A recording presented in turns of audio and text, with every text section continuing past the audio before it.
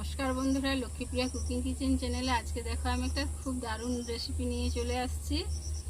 মানে আমাদের এই এখন সিজনের জিনিস, প্রত্যেকটা সিজনের মানুষের তো এই সিজনের জিনিস খাওয়াটা উচিত, তাই আমি এই সিজনের একটা জিনিস নিয়ে চলে আসছি। এই দেখো, এটা অনেকেই চিনতে পারবে, এটা কাঁঠালের বিচা। তো কাঁঠালের বিচাকে আমি একটা দারুণ রেসিপি বানাবো, তোমরা আমার সঙ্গে থেকো।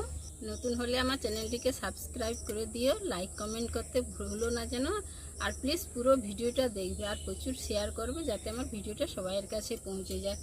তো আমরা এই কাঁঠালের বিচা আগে অনেকটাই অবহেলা করে দিতাম, খেতাম নি, বেশি দিন রাখলেও নষ্ট হয়ে যেত, অত যত্ন করে রাখাও হতো না।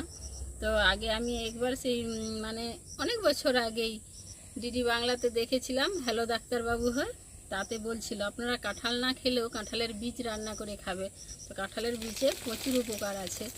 তখন থেকেই কাঁঠালের বীজগুলোকে সুন্দর করে গুছিয়ে রাখি, বাড়িতে রান্না করি বা সবাই আমরা খাই, খেতেও ভালো লাগে। তো কাঁঠালের অনেক কিছু পদ বানানো যায়, তো আজকে একটা সিম্পলভাবে একদম বানাচ্ছি। বন্ধুরা তোমার সঙ্গে থেকো আর পুরো ভিডিওটা দেখো। আমি কাঁঠালের বীজগুলোকে কিভাবে কেটে নিচ্ছি।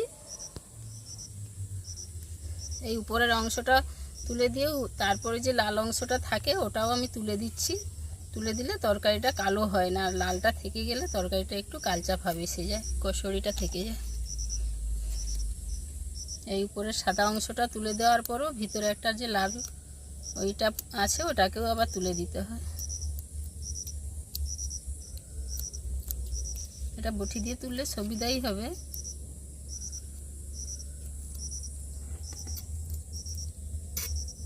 এইভাবে একটু বটিতে ছুলে নিলে লালটা উঠে যাবে।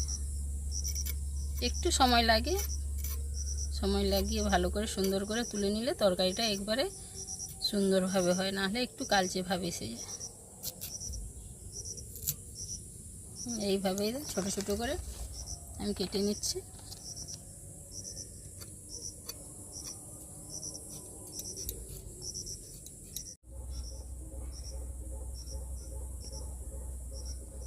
এই কাঁঠাল বিচাগুলো দেখো একদম গুটি গুটি করে কেটে নিয়েছি, আলু পোস্তর মতো। এইভাবে আমি দুটো আলু দেবো কাঁঠালের সঙ্গে, আলু দুটোকে এভাবে গুটি গুটি করে কেটে নিচ্ছি।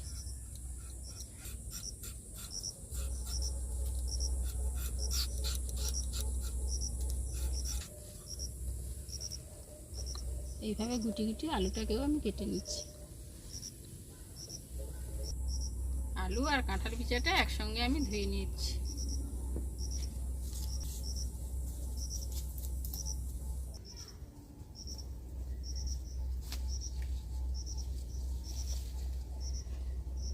কাঁঠাল বিচা আর আলুটা আমি একসঙ্গেই ধুয়ে নিয়ে চলে আসছি পুকুর থেকে। এবার আমি উনানটা জেলে নেব। উনানটা জেলে নিয়েছি,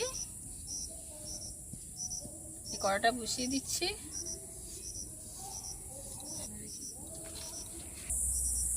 ওদিকে কড়াটা গরম হচ্ছে, এবার আমি মশলাটা করে নিচ্ছি। অল্প একটুই আদা দিচ্ছি, খুব সিম্পলভাবে আমি রান্নাটা করব। অল্পই আদা দিয়েছি, আদাটা এখন বেটে নিচ্ছি।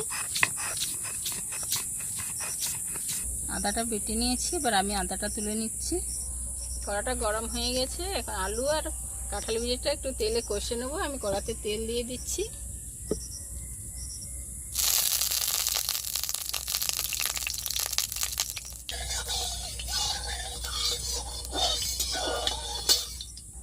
কাঁঠাল বীজ আর আলুটা আমি দিয়ে দিচ্ছি।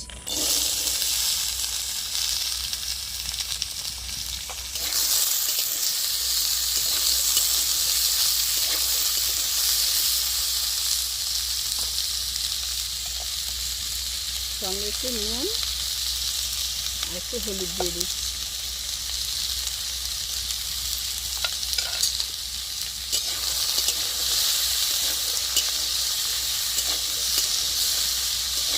কাঁঠাল বীজ আর আলুটা কষা হতে হতে আমি এই পাশে পোস্তটা বেটে নিচ্ছি।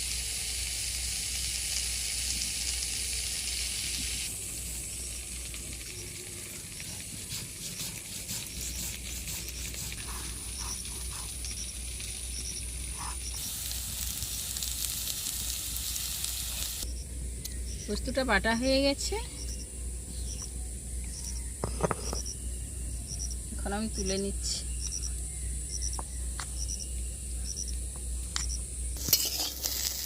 এদিকে আলু আর কাঁঠাল বিচিটা কষা হয়ে গেছে, এবার আমি নামিয়ে নিচ্ছি।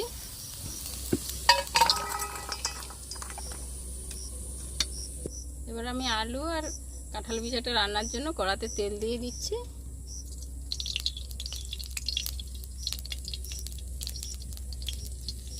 ফোড়নে দুটো লঙ্কা আর দুটো তেজপাতা দিয়ে দিচ্ছি।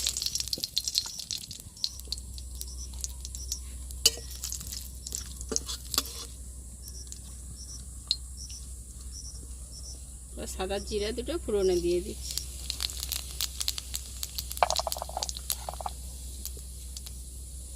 কুচিয়ে রাখা পেঁয়াজটাও দিয়ে দিচ্ছি।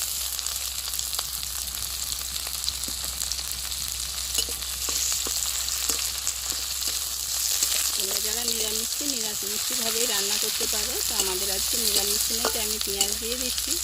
তোমরা যারা নিরামিষ খাও তারা তোমরা পেঁয়াজটা বাদ দিয়েও রান্না করতে পারো।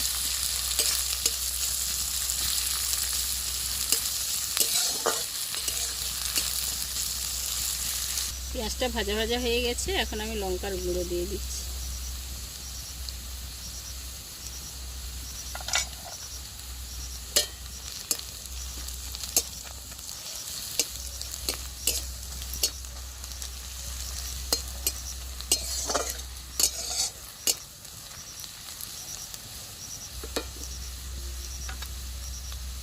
আদা বাটাটাও দিয়ে দিচ্ছি।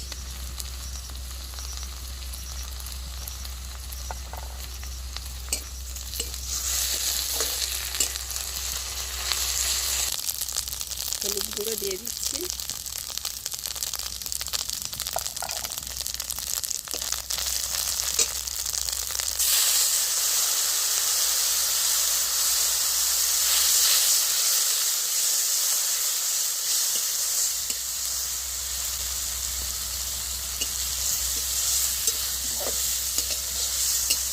খুব অল্প মশলা দিয়ে অল্প তেল দিয়ে রান্না করছি সিম্পলভাবে। বন্ধুরা তোমরা আমার পুরো ভিডিওটা দেখবে আর লাইক কমেন্ট করতে ভুলো না যেন। তো মশলাটা কষানো হয়ে গেছে, পোস্ত বাটাটা দিয়ে দিচ্ছি।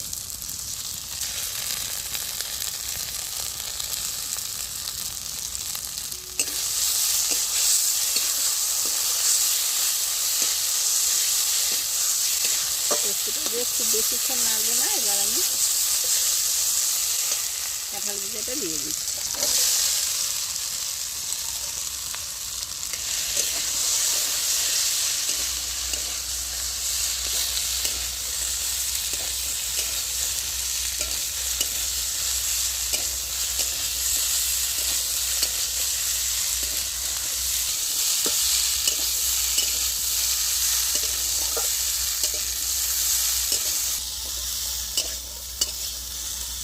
কাঁঠাল বিচিটা কষানো হয়ে গেছে, এবার আমি জল দিয়ে দেবো পরিমাণ মতো।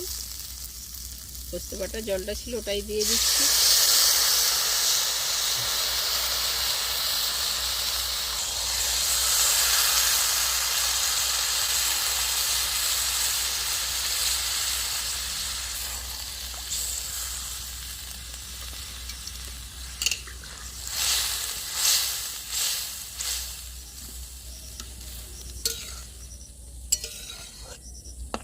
এবার আমি বেশ কিছুক্ষণ ফুটিয়ে নেব তরকারিটা।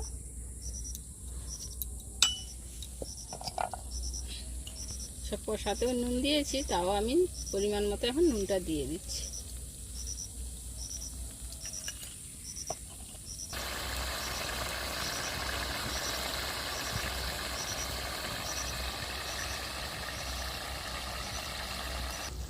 কাঁঠাল বিচির পোস্তটা হয়েই গেছে, এবার আমি ঢেলে নেব। একটু নতুনভাবেই পোস্তটা বানালাম, খুব সিম্পলভাবে, তোমরা পুরো ভিডিও দেখবে। এখন আমি পোস্তটা ঢেলে নিচ্ছি।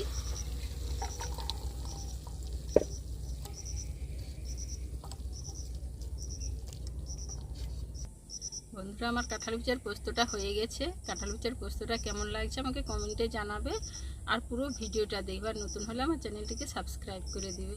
দেখা হচ্ছে পরের ভিডিওতে। টাটা।